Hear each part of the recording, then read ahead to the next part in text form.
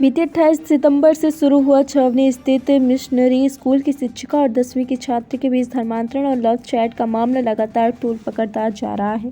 इसी कड़ी में पीड़ित छात्र के अभिभावक जिलाधिकारी से मिले, जहां उन्होंने जिलाधिकारी के सामने प्रार्थना पत्र देते हुए कहा कि जल्द से जल्द आरोपी शिक्षिका के खिलाफ कार्रवाई की जाए।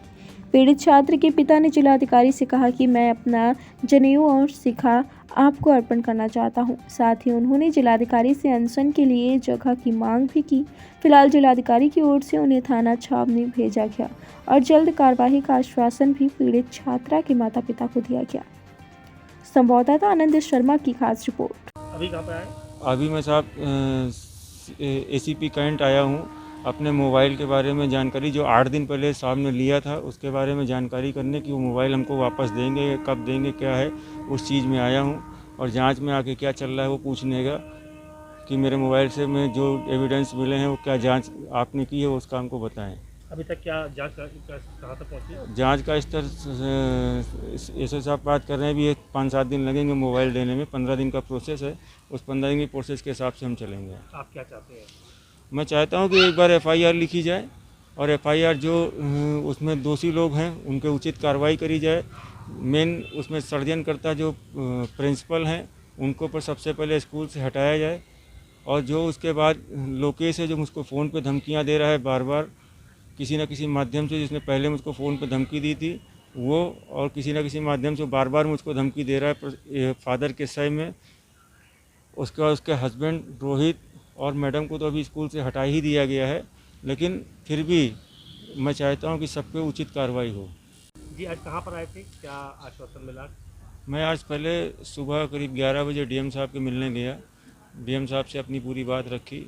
मैंने कहा साहब, अगर मुझको मेरे बच्चे को न्याय नहीं मिल रहा है, अगर मेरी FIR नहीं दर्ज करी जा रही है, तो सर आज मैं अपनी शिखा और अपने जनेऊ आपके चरणों में समर्पित करने का आदेश चाहता हूं।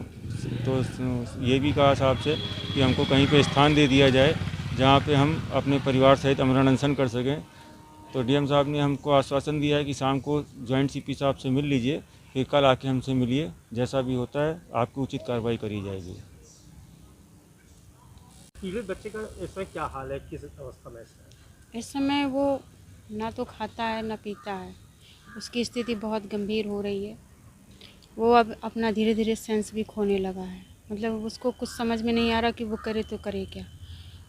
कोई समझ में बच्चे की कोई बात नहीं कर रहा है। अगर बात कर रहे हैं फादर हो या मतलब वहाँ की टीचर हो या कोई भी हो, सिर्फ़ और सिर्फ उस शिक्षिका के बारे में बात कर रहे हैं, उस टीचर के बारे में कि मतलब मेरा बच्चा आज 15 साल का है, किसी टीचर के साथ ऐसा कैसे कर सकता है।